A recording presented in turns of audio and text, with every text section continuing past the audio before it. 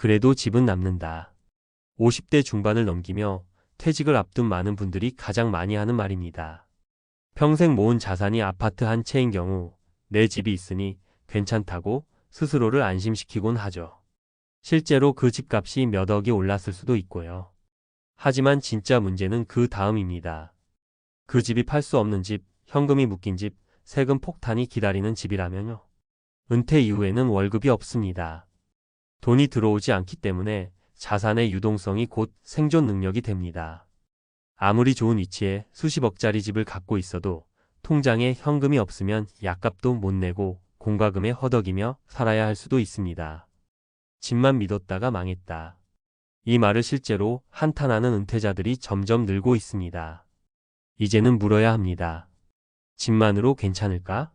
내 노후를 지켜줄 진짜 안전 자산은 뭘까? 본론 1. 부동산 팔 수 없으면 무거운 짐이 된다. 사례 1 은퇴 후에도 팔지 못한 12억 아파트의 비극. 서울 강남에서 30년 가까이 살던 한 60대 부부. 자녀 교육을 위해 무리해서 아파트를 장만했고 다행히도 집값이 올라 현재 시세는 약 12억 원. 하지만 문제는 은퇴 이후. 남편의 퇴직 후 연금은 월 90만 원, 아내는 전업주부. 생활비는 줄이려 해도 서울에선 한 달에 250만 원 이상은 기본. 결국 적자를 메우기 위해 예금 깨고 보험 해지하고 신용카드 돌려막기를 하다가 고금리 대출까지 받게 됐습니다. 이 집만 팔면 해결인데 하지만 막상 팔려고 하자. 세금 비과세 요건을 못 맞춰 2억 원 넘는 양도세 부담. 이사 걱정 이 집 팔면 어디로 가나 비슷한 동네는 월세도 비싸.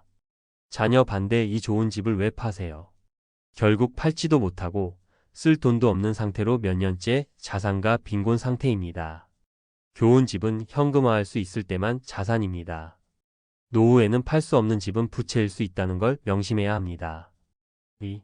진짜 안전 자산은 현금 흐름을 만들어주는 자산이다. 사례 이 배당주로 매달 100만 원을 만드는 50대 부부. 반면 인천에 사는 또 다른 50대 부부는 완전히 다른 전략을 썼습니다. 이들은 5년 전 수도권 외곽의 3억 원대 아파트로 이사하며 집값 절반을 줄이고 남은 2억 원으로 배당주와 리츠에 분산 투자했습니다. 현재 이들이 매달 받는 세후 배당금은 약 100만 원. 이 금액이 노후 생활비의 핵심이 되고 있죠.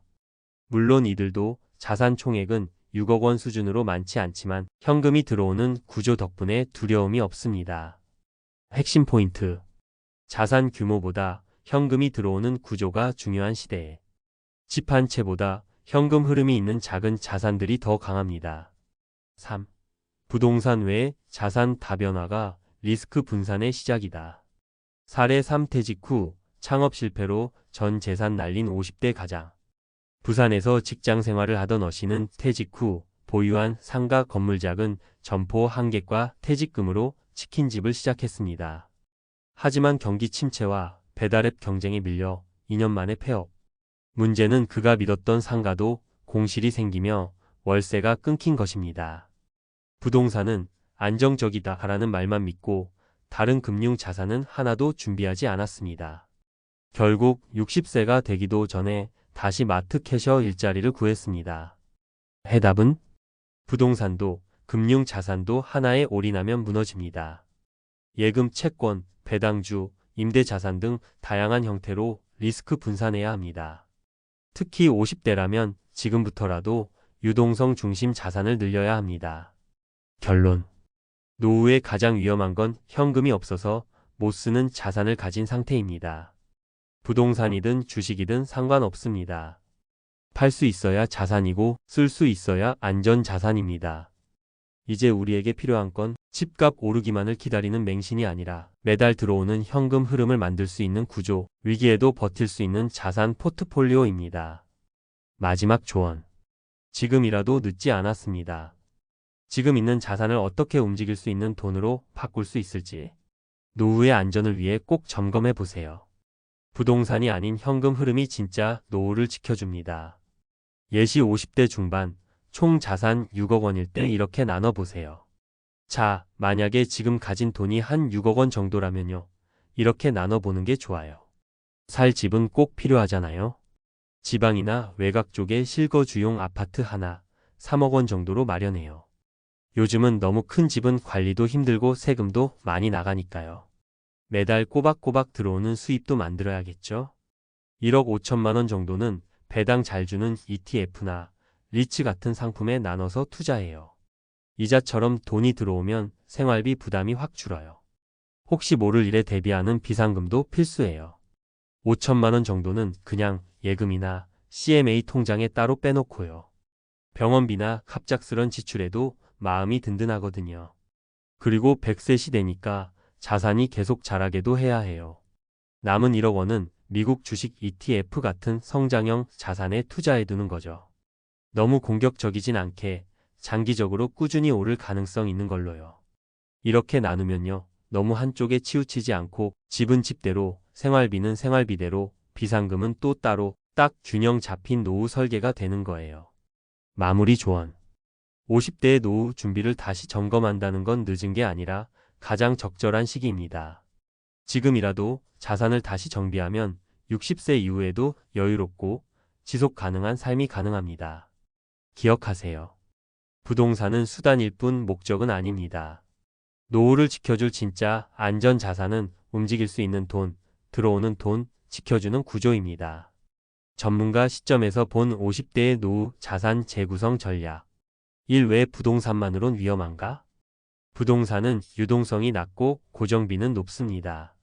거래세, 양도세, 중개수수료, 등기비 등 부대 비용이 높음. 공실 리스크, 관리비, 재산세 등 지속적인 비용 발생.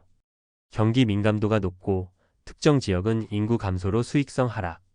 요약집이 자산이 되려면 필요할 때 쉽게 팔 수 있고 팔아서 현금이 되어야 의미가 있습니다. 그렇지 않으면 가격이 아무리 높아도 소득이 없는 노인에겐 고정비가 큰 짐입니다. 이 노후 자산 포트폴리오의 핵심 3축. 안정적 현금 흐름 자산. 목적 매월 고정적으로 들어오는 생활비 확보. 수단. 고배당 ETF에 SCHD, HDV, 국내 고배당 ETF 등. 공모리츠에 롯데리츠, NH리츠. 우량 임대형 상가 또는 소형 다세대 주택. 일부 월세형 오피스텔 투자. 주의점 배당이나 임대 수익률이 세후 기준으로 45%는 나와야 의미 있습니다. 수익률이 낮은데 고가의 자산에 묶여 있으면 오히려 손해입니다. 비상시 현금화 가능한 유동성 자산. 목적 의료비, 가족 돌봄, 긴급 상황 대응. 수단. 고금리 CMA 통장. 36개월치 생활비 예치 예금. ETF나 채권형 펀드 언제든 매도 가능. 전문가, 팁 생활비의 최소 6개월분은 현금화 가능한 형태로 반드시 준비하세요. 장기 성장형 자산 인플레이션 방어. 목적 100세 시대를 대비한 장기 자산 가치 방어. 수단. 글로벌 분산형 ETF S&P 500, 나스닥 100 등. 물가 연동 채권. 달러 자산 달러 예금 미국 ETF 등. 포인트 은퇴 후에도 2030년은 더 살아야 합니다. 물가 상승률 23%만 반영해도 자산이 녹아내리기 때문에 일부는 반드시 장기 투자 자산에 배분해야 합니다. 3실전 전략 50대 이후 자산 재구성은 이렇게. 스텝 1 내 자산의 유동성과 현금 흐름 점검. 총 자산에서 부동산 비중이 70% 이상이면 고위험 구조. 내가 지금 당장 쓰거나 현금화할 수 있는 자산이 얼마인지 확인. 월 고정 수입 연금, 임대료, 배당금 등 이 생활비의 몇 %인지 파악. 스텝 2 집 한 채를 줄이고 자산 분할 실행. 주택 다운사이징 차액으로 배당형 자산, 리츠, ETF 분산. 오래된 부동산은 유지비가 커지므로 매도 시기 고려. 고정비 줄이기 위한 이사도 전략이 될 수 있음. 예 10억 아파트, 4억 지방, 중소도시 이사 6억을 현금성 자산 배당주로 전환. 스텝 3 세금과 제도도 함께 고려. 부동산 매각 시 비과세 요건 확보 2년 거주, 1세대 1주택 등. 연금계좌 활용 IRP, 연금저축 등 소득 공제 및 이연 과세 혜택. 부동산 보유 시 종부세 재산세 시뮬레이션 필수.